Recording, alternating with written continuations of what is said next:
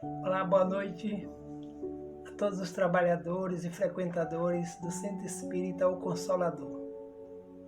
Meu nome é Edivaldo César, eu trabalho no Instituto Kardecista da Bahia, que é um centro antigo que fica lá no Pelourinho.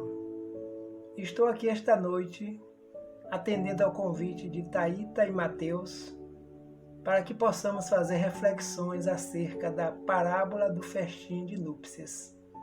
Então é um prazer estar com vocês virtualmente devido à pandemia que está ainda frequente no nosso planeta. Nós estamos utilizando esse mecanismo da providência divina para levarmos a mensagem a todos aqueles que desejem estar buscando a proposta do Evangelho de Jesus.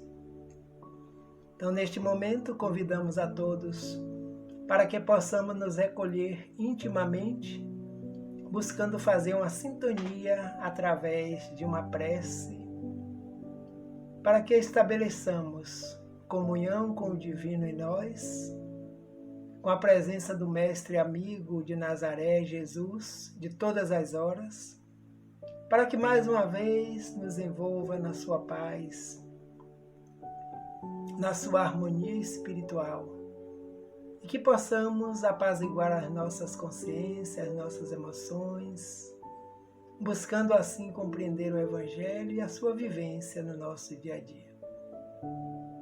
Que a tua paz, Mestre amado Jesus, envolva-nos, envolvendo também toda a humanidade no planeta Terra, neste grande momento pelo qual todos nós estamos passando. Muita paz. Então é isso, companheiros. Estamos aqui para fazer reflexões sobre a parábola do festim de núpcias, também conhecida como parábola das bodas. E uma parábola, como todos nós sabemos, é uma história, seja, de sentido figurado, no qual busca-se passar mensagens de cunho espiritual superior, método com o qual Jesus sempre utilizou para deixar os seus ensinamentos na Terra, sabendo que, em breve, nós estaríamos buscando o verdadeiro sentido das parábolas. Todas as parábolas que Jesus se refere têm um grande objetivo de nos mostrar claramente onde se encontra o reino de Deus e a nossa proposta de evolução espiritual para a perfeição. As parábolas, os estudiosos nos orientam dizendo que possuem duas partes. Uma parte é o símbolo material e a outra parte é a essência espiritual. De modo que nós lembramos que o Mestre já asseverava que não nos apeguemos à letra, porque a letra por si só, ela mata, ela é morta, ela é fria.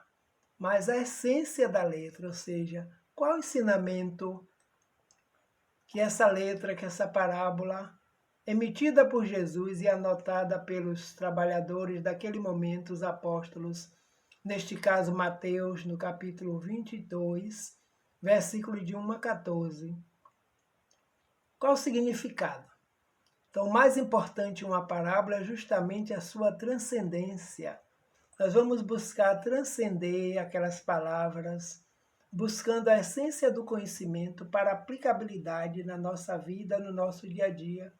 Então, esse é o objetivo primordial de todas as parábolas emitidas, anunciadas, vivenciadas pelo sábio mestre da pedagogia espírita e do espiritismo, do cristianismo, da vida de um modo geral, porque é o modelo e guia da humanidade. Jesus de Nazaré, que sempre fez isso com muita sabedoria e muita propriedade. Então, a parábola do festim de núpcias nos fala que o reino dos céus é comparado a um rei que resolveu oferecer uma festa pelas núpcias de seu filho. E pediu a seus servos, que todo rei tem muitos servos, que fossem chamar os convidados. Mas os convidados, sendo chamados, não deram importância, porque tinham suas casas, seus comércios, suas diversões, suas buscas de ordem material naquele momento e não estava interessado em participar de um banquete. Então eles voltam, dão a resposta para o rei, e o rei envia novamente outros servos, porque o rei sempre possui vários servos. E esses servos foram incumbidos de dizer: já matei meus bois, preparei a ceia, a mesa está farta, estou convidando-os para o banquete. E dessa vez foi bem mais difícil, porque os servos foram maltratados, alguns foram até mortos por um convite. Imagine, um convite de um banquete farto de alimentação providencial ser renegado por aqueles que estavam sendo convidados. Então eles voltaram, alguns, aqueles que não foram assassinados, não foram agredidos, e contaram ao rei. E a parábola nos conta que o rei se ira e vai de encontro a esses convidados que não atenderam ao chamado. Então, a partir daí, ele começa chamando os novos servos e dizendo: agora ide por todos os locais, pelas ruas, onde encontrar gente, tragam todos, convide, porque o banquete servido não pode ser recolhido. O banquete é farto, o banquete é para saciar a sede e a fome dos espíritos. Então entraram no salão, como ele mesmo disse, bons e maus, porque agora precisam se alimentar. E as pessoas chegaram, se banquetearam, e o rei resolveu fazer uma visita ao local onde o banquete estava sendo servido. E chegando lá, encontra um cidadão que não se encontrava com a veste nupcial. E ele pergunta: amigo, como entraste aqui sem a veste nupcial? E aquele homem fica mudo, não teve respostas, porque os interesses dele naquele momento eram outros. Então ele chama os seus servos mais uma vez: tirai esse indivíduo daqui, atai as mãos e os pés e colocai lá fora, porque haverá choro e ranger de dentes. Porque são muitos os chamados e poucos os escolhidos. Anotado por Mateus no Evangelho. E no Evangelho segundo o Espiritismo está lá no capítulo 18, para nós vermos parábola do festim de núpcia ou parábola das bodas. Então esse é o estudo que nós vamos realizar aqui nesta noite, para entendermos a proposta dessa parábola especificamente. As parábolas de Jesus são profundamente terapêuticas. Ele falava para a eternidade, por isso as suas palavras são conhecidas como palavras da vida eterna. Lembrando que ele enunciou que eu vim para que todos tenham vida, e tenham vida plena e abundante. Há mais de 20 séculos, Jesus esteve conosco, peregrinando no meio da humanidade, trazendo os ensinamentos, e até hoje nós buscamos compreender esses ensinamentos para colocar em prática, porque são a alavanca fundamental para o nosso crescimento espiritual. Então, terapia, medicamento para espíritos ainda necessitados, espíritos desarmonizados, doentes perante a lei, que precisamos desse medicamento que se chama Evangelho, para que esse medicamento possa restaurar e restabelecer a nossa condição espiritual. Profundamente terapêutica. Esse trabalho está sendo baseado em parábolas terapêuticas de Alírio de Cerqueira Filho, juntamente com o Evangelho segundo o Espiritismo, para nós sentirmos que ele não as enunciou simplesmente por enunciar. As palavras, os significados, a emoção, a razão, o amor com que Jesus proferia esses ensinamentos têm um objetivo de alcançar o nosso íntimo, alcançar a nossa consciência para que possamos despertar para o reino de Deus que está entre nós, está dentro de nós, como ele mesmo enunciou em determinado momento. A parábola é um método empregado no discurso por meio do qual as verdades morais ou religiosas são ilustradas pela analogia com fatos comuns. Então, o método é uma metodologia, é uma proposta educativa e que ele utilizou com muita sabedoria, com muita propriedade, sabendo que atingiria a consciência dos espíritos que o Pai a ele confiou, que somos todos nós que estamos no planeta Terra. tanto no plano físico quanto no plano espiritual. No discurso, por meio do qual as verdades morais ou religiosas estão estabelecidas por comparação, por semelhança de algo que o indivíduo conhece, para que ele possa comparar e daí tirar lições. Fatos comuns do dia a dia. Então todos naquela época conheciam, sabiam o que era um banquete, existiam os reis da época, que tinham seus servos, tinham suas fazendas, tinham suas fortunas, e poderiam banquetear aqueles que eles assim desejassem, os convidados todos que eles desejassem fazer. Então, por analogia, ele utiliza com essa linguagem própria da época para que as criaturas percebessem qual o objetivo fundamental. E ele já havia nos dito, eu não vim destruir a lei, eu vim dar continuidade, eu vim dar prosseguimento. Então ele utilizava tudo o que a lei utilizava na época para que as pessoas pudessem compreender. E nós estamos hoje atualizados pelo Espiritismo, pelo Evangelho, buscando entender esses significados. O festim das bodas simboliza o quê?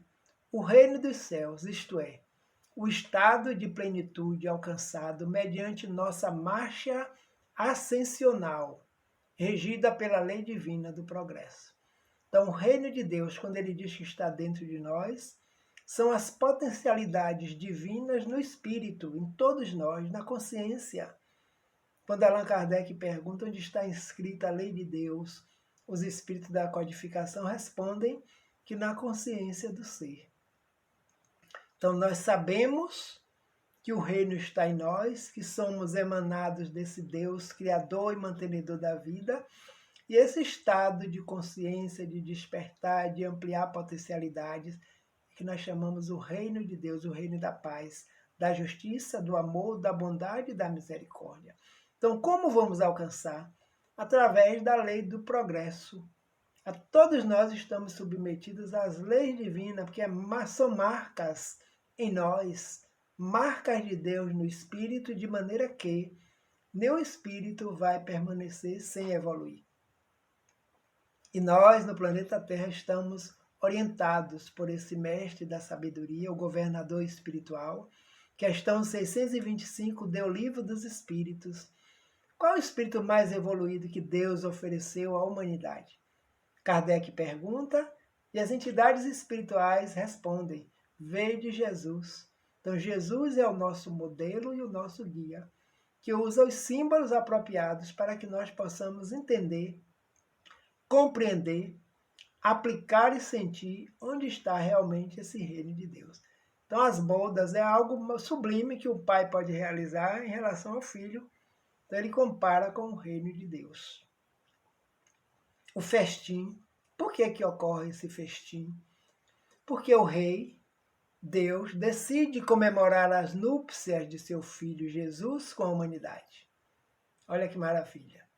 Então, Deus, o Criador e mantenedor da vida, do universo, e Jesus, um dos espíritos que faz parte da comunidade dos espíritos puros responsáveis pelo planeta Terra. Quem nos fala? Nosso irmão Emmanuel, pela psicografia de Chico Xavier, sobre a comunidade dos espíritos puros, que pelas orientações, pelo conhecimento que ele tem, essa comunidade reuniu-se em torno da Terra apenas 2 vezes. Quando o planeta estava começando a sua formação, e Jesus já fazia parte dessa equipe de co-criador, para que no futuro a vida pudesse fazer parte do planeta Terra. E no outro momento, Emmanuel nos fala que dessa comunidade de espíritos puros, um deles viria trazer a mensagem da lei divina para que nós pudéssemos compreender, saber, aprender e caminhar através dela. E veio Jesus, conhecido como Jesus de Nazaré. Então, nesse momento, é a grande festa do Pai que celebra comemorar as núpcias de seu Filho Jesus com a humanidade. Então ele chega para a humanidade da Terra e dá-se um casamento, dá-se uma união da luz com a humanidade. E essa luz veio de mundos espirituais superiores, já elevados, que foi criado assim como nós, simples e ignorantes também, e alcançou o patamar de ser o governador de um orbe, como acontece pelo universo afora. Então é uma alegria para um pai comemorar esse grande momento de júbilo do filho, de um dos filhos com a humanidade. Todos nós, sem exceção, somos chamados pela providência divina a usufruir o banquete da vida. São poucos os que escolhem vestir a túnica nupcial. Reparem, lá a parábola fala que tinha um indivíduo que não estava vestido com a túnica nupcial. Daqui a pouco nós vamos ver o significado dessa túnica. Então, sem exceção, somos chamados pela providência divina para usufruir do banquete da vida. A reencarnação é um processo educativo que permite ao espírito estar na Terra ou em outros mundos, aurindo, usufruindo dessa vida, desse banquete espiritual que o Pai nos oferece a todos, para que possamos desenvolver as potencialidades e aperfeiçoar-nos. E aí seremos, sim, espíritos perfeitos. Por enquanto, somos perfectíveis. Todo o potencial que está em nós são capazes de serem desenvolvidos, ampliados, sentidos e vivenciados. Mas são poucos, por enquanto, desde aquela época de Jesus. Hoje já acreditamos que um número bem maior, que estamos buscando vestir essa túnica nupcial para fazer parte desse grande banquete. E aí o pai fica satisfeito, o filho também. Então, nesse momento que buscarmos a túnica nupcial, não haverá choro nem ranger de dentes, porque nós já sabemos qual o objetivo de nós, espíritos, aqui no planeta Terra. Neste momento, principalmente agora, com essa pandemia assolando o planeta e a humanidade. O rei solicita que seus servos chamem os convidados. Servos são todos aqueles que fielmente fazem a vontade de Deus. Servos são os ministros de Deus na Terra e no universo. Os profetas que vieram à Terra, como Moisés, Elias, Jesus, como grande profeta enviado por Deus, o Verbo que um dia se fez carne e habitou entre nós. Então o rei solicita que esses servos convidem todos, ou seja, os espíritos que ele cria constantemente para se aperfeiçoar. E para essa perfeição acontecer é preciso trabalho, é preciso disciplina, é preciso vontade, é preciso uso do livre-arbítrio, para que nós possamos caminhar seguros, firmes e fortes, buscando o objetivo de Deus, que é a nossa evolução espiritual, a nossa perfeição, gravitando para Deus.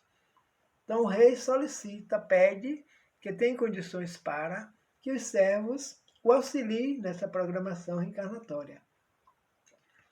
O simbolismo das núpcias é muito profundo, reportando ao encontro do ego com o eu crístico, do homem com Cristo e da alma com Deus. O ego com Cristo, o eu crístico, o eu emanado de Jesus, o homem de Nazaré, aquele que se fez homem e habitou entre nós. Veio viver também experiências humanas conosco, assim como nós também estamos vivenciando. Nós somos seres espirituais em experiências humanas o tempo todo, e não o contrário. Espíritos imortais, como diz o grande jesuíta Teilhard de Chardin. Então, nesse processo evolutivo, nós vamos buscando nos encontrar conosco mesmo, tomando consciência do divino em nós, o Cristo e da alma com Deus.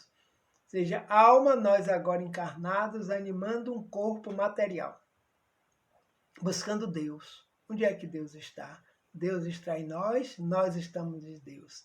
Onisciente, onipresente, onipotente, está em toda a sua criação, mas não se confunde com a criação, com a sua grande obra. Então, eis o simbolismo das núpcias. Então, simbolismo material para se alcançar, transcender a parábola e reconhecer os seus objetivos a nível espiritual. O banquete, o que é que significa? Simboliza todos os recursos que o Criador provê e nos oferece para evoluirmos espiritualmente até a completa iluminação. Tudo, a começar pelo corpo físico, pelo planejamento reencarnatório feito pelos inúmeros espíritos abnegados, nossos espíritos familiares, guias, protetores, anjos guardiães, que amorosamente fazem um planejamento necessário ao nosso estado evolutivo. São recursos, uma família, um trabalho, um corpo, um local para evoluir, para aprender, uma profissão na qual nós sabemos fazer da melhor forma possível e nos afinizamos com ela e viemos para cá como trabalhadores da seara de Jesus. Então, espiritualmente, estamos evoluindo até atingirmos a iluminação, chamada perfeição. Os caracteres da perfeição estão lá no capítulo 6 de Perfeitos, trazido pelos Espíritos no Evangelho, para que nós possamos imaginar o que é perfeição. Nós falamos sobre perfeição, mas ainda não sentimos e não sabemos, mas chegaremos lá, porque essa é a meta divina para com todos os seres espirituais. Então, o banquete. Então, o banquete servido, já que os convidados não foram, não aceitaram, ele solicitou que chamasse todos que encontrassem. Que é o banquete da vida não pode ser perdido. O banquete da iluminação. Alimentar os espíritos da fé, da confiança, da esperança, da providência divina, para que com esse alimento nós possamos caminhar seguros, firmes e fortes, alcançando os nossos objetivos, enquanto espíritos em processo de evolução num planeta que ainda é de provas e de expiações. O Filho do Rei. Quem é o Filho do Rei? O Filho do Rei é Jesus e os servos ultrajados e mortos, os discípulos fiéis que o antecederam. Então, quantos vieram? O Filho do Rei estava se preparando para esse grande encontro com a humanidade. Mas antes dele vir, os servos vieram para preparar o caminho, para preparar o banquete, para convidar aqueles que iriam fazer parte deste banquete. Foram ultrajados e mortos, os discípulos fiéis que o antecederam. Então, quantos vieram e passaram por aqui? Elias, João Evangelista, Pedro, Paulo, o do livro Paulo Estevão, quando se encontra com Saulo na época que é apedrejado até a morte, porque falava desse Jesus, falava desse reino, falava desse banquete. Joana de Cusa, um exemplo no Evangelho. O espírito que deixa-se impregnar pela mensagem de Jesus, mas era casada com o intendente romano, o Cusa, que não permitia que Joana estivesse junto com Jesus, esse profeta, nessa nova lei. E a impedia. E ela busca Jesus e confessa para ele que gostaria de estar com ele sempre. E ele aconselha: minha filha, vai para o seu lar, serve teus filhos e teu marido, estarás seguindo-me. Mas um dia Joana é presa, como todos os cristãos, nas catacumbas, e os soldados pedem que ela abjure, que ela negue esse Jesus. Mas a essa altura o seu esposo já tinha retornado ao plano espiritual, e apenas com o filho também preso junto a ela, dizia: mamãe, quem é este homem que tu ama mais do que a mim? Abjura, nós vamos morrer queimados. E ela dizia: não, meu filho, agora não dá, eu tenho que seguir com ele. O soldado vira para ela e pergunta: esse seu Jesus só lhe ensinou a morrer por ele? Ele diz: não. Ela diz: não, me ensinou também a te amar. E as labaredas tomam conta do seu corpo.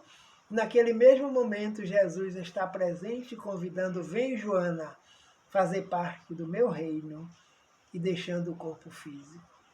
Então, aqueles que vieram para nos convidar para o banquete foram ultrajados e mortos. Joana de Cusa, o mesmo espírito Joana Angélica, o mesmo espírito Joana de Ângeles, que volta também fazendo parte da codificação espírita, lá no Evangelho, trazendo suas mensagens também. Então, o Filho do Rei, ele próprio, Jesus, o Rei considerado Deus, o Pai, Criador e mantenedor da nossa existência. E os convites? Os convites continuam sendo feitos a todo momento e a toda a humanidade. Vinde a mim todos vós, porque são muitos os chamados e poucos os escolhidos. Os convites, todo tempo os Espíritos nos dizem, de que o homem está na terra, tiveram profetas, tiveram anunciadores do reino, tiveram na época chamadas os pitões e as pitonisas, que entravam em transe mediúnico e anunciavam a vinda de Jesus à terra. Adivinha aquele que será o Salvador do mundo, que nascerá de uma virgem hebreia e que vem para salvar a humanidade. Ou seja, esse banquete já era anunciado milênios antes, e os Espíritos hoje nos dizem que ele se preparava no plano espiritual onde se encontrava, diminuindo seu teor vibracional para um dia mergulhar nas sombras da terra e estar presente aqui conosco, auxiliando-nos nessa caminhada evolutiva. Então os convites sempre existiram, continuam existindo e chegaram até nós hoje através das estrelas cadentes, como está na introdução do Evangelho segundo o Espiritismo. O Espírito Verdade nos dizendo que os Espíritos do Senhor são como estrelas cadentes, que a um comando do Senhor descem à Terra para iluminar a Terra, iluminar a humanidade, iluminar as nossas consciências. Então convites não nos faltam. Deixai vir a mim as criancinhas, não as impeçais, porque delas é o reino dos céus. Aqueles que se assemelham às crianças, na confiança, na simplicidade, na humildade, no amor, estarão se preparando para adentrar nesse grande banquete, sentir, vivenciar e degustar as delícias do reino, da paz interior e da consciência tranquila, perante nós, perante Deus e perante a humanidade. As recusas às bodas são feitas por espíritos ainda fortemente ligados a uma vida puramente material. Lembramos que os servos foram convidar, mas muitos não. Agora eu vou cuidar das minhas casas no campo, das minhas fazendas, dos meus bois, dos meus jumentos, tudo de ordem material. E não percebiam que estavam sendo convidados para um banquete para a eternidade, o banquete espiritual, da água que sacia a sede indefinidamente. Então, até hoje é assim. Os que se dizem materialistas não creem na existência de um Criador, não creem na existência dos espíritos, ou seja, não acreditam na existência de si próprio. Que para esses, após a morte do corpo físico, após a desintegração do corpo, eles também deixarão de existir, imagine. Então são essas recusas. Não buscam uma introspecção, não buscam a religião, não buscam conhecimento, que podem também fazer isso, óbvio, sem ter religião alguma. E alguns vivem de tal forma que fazem o bem, planejam o bem, mas são puramente ligados ao somente o aqui e o agora. Depois daqui, não existirá mais. Natural ainda no nosso meio, mas está diminuindo com o tempo. Principalmente agora, volto a dizer, nesses dias em que nós estamos afastados socialmente, refletindo muitas situações vivenciadas na Terra. Quantos desencarnes já se deram? Sempre aconteceram. Mas em massa agora por uma pandemia, um flagelo destruidor que se encontra na Terra. E lá no Livro dos Espíritos nós encontramos as explicações das necessidades da humanidade ainda passarmos por situações como essa. Nossas ações, nossos pensamentos do passado, agora se refletindo como reações diante da vida que nós estamos vivenciando agora. Então, quantos estão buscando entender, buscando compreender, buscando a explicação espiritual? Quantos que se dizem materialistas agora também foram obrigados a estar afastados dos seus convívios, trabalhando à distância, utilizando a tecnologia, que é um instrumento da providência divina, volto a afirmar, para que nós possamos usar da melhor forma possível, com amor, com sabedoria, diminuindo as distâncias físicas dos centros espíritas, principalmente onde nós não estamos.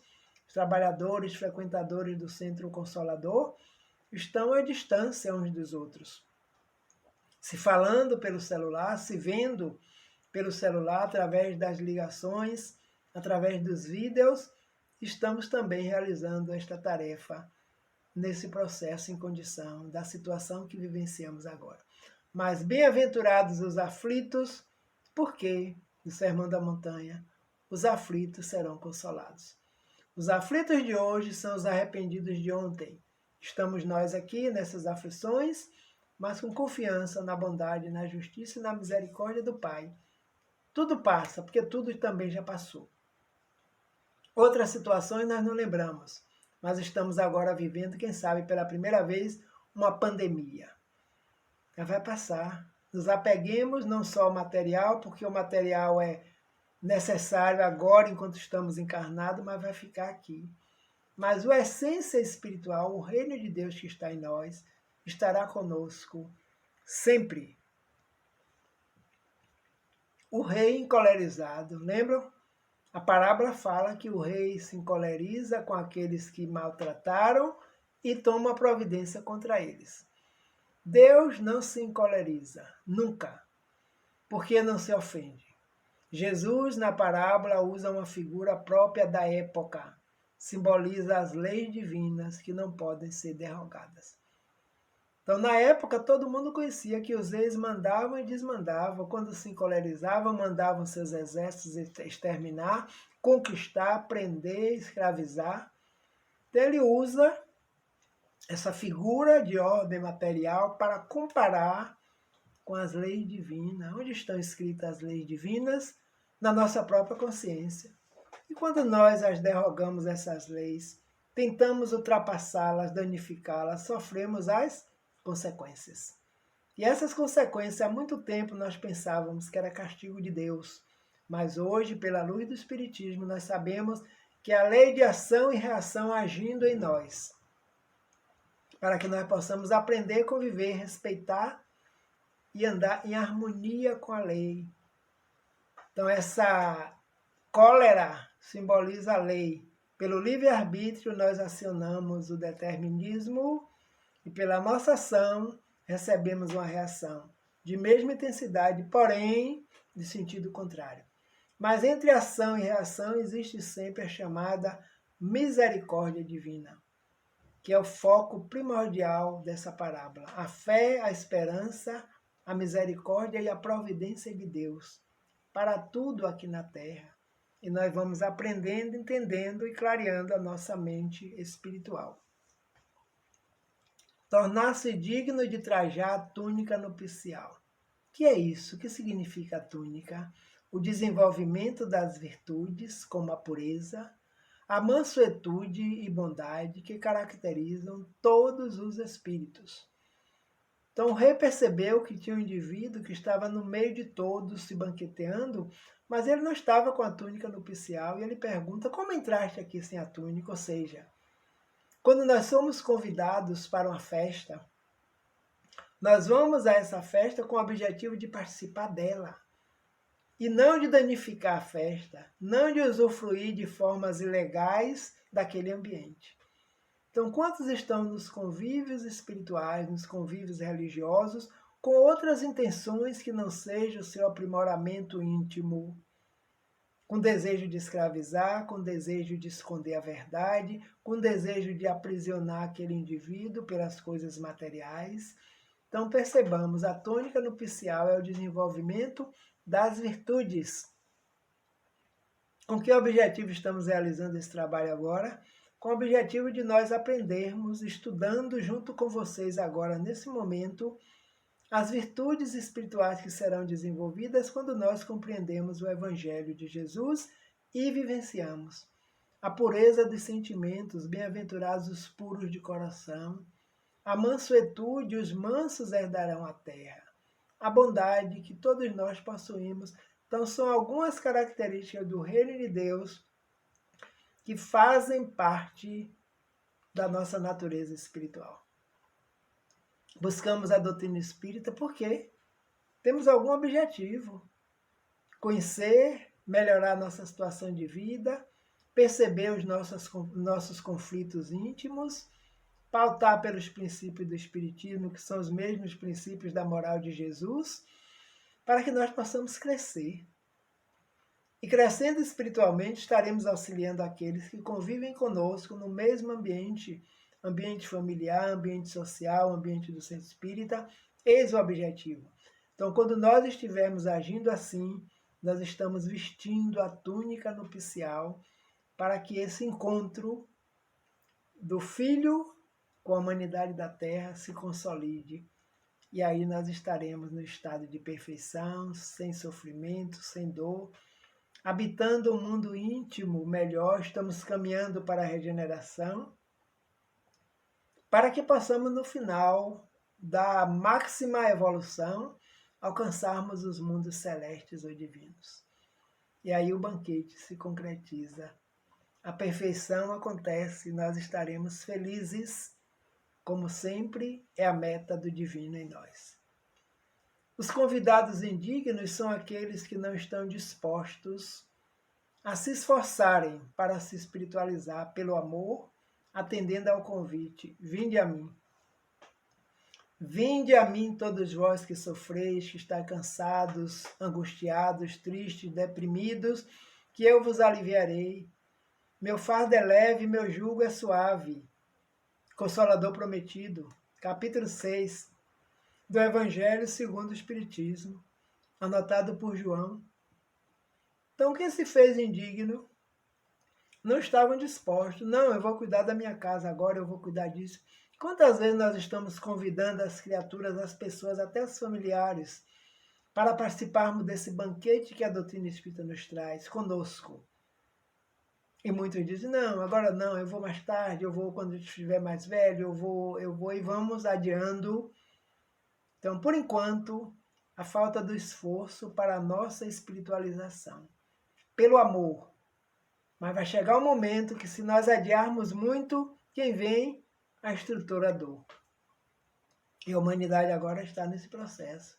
Apegados muitas coisas materiais, o mundo inteiro, o Covid-19 veio para despertar para a essência espiritual, para cuidarmos uns dos outros, por amor. Estamos afastados porque estamos cuidando de nós e cuidando também do outro, da humanidade.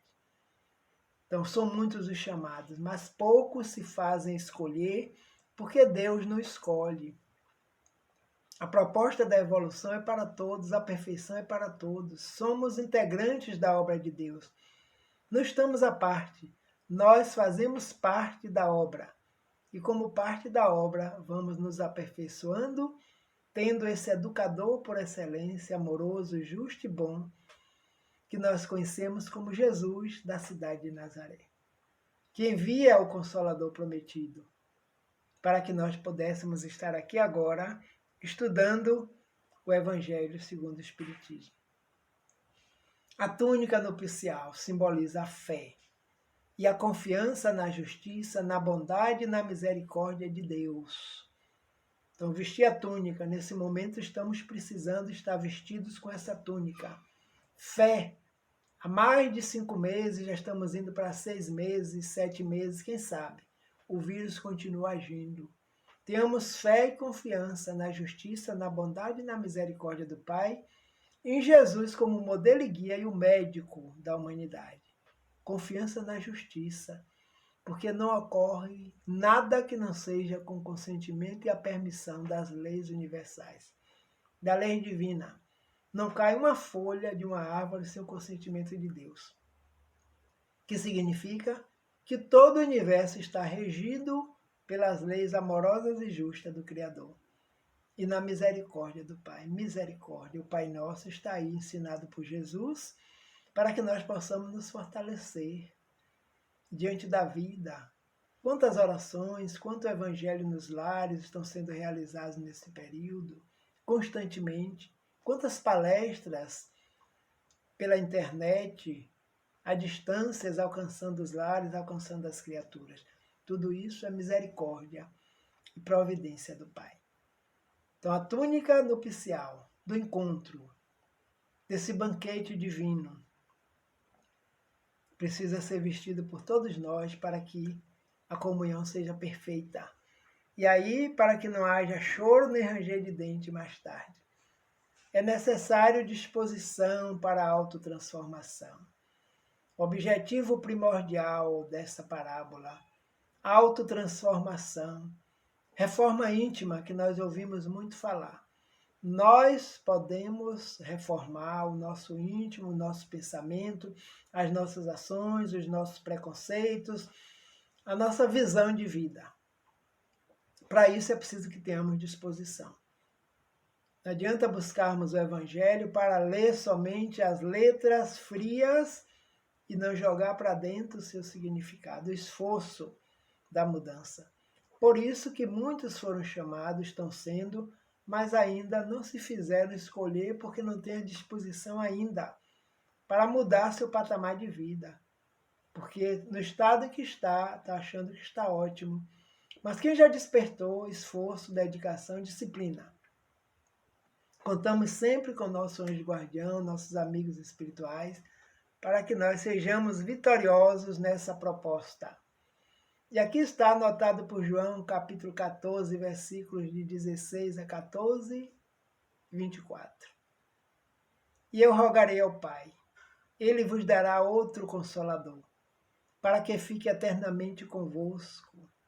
O Espírito da verdade, a quem o mundo não pode receber, porque não vê, nem o conhece.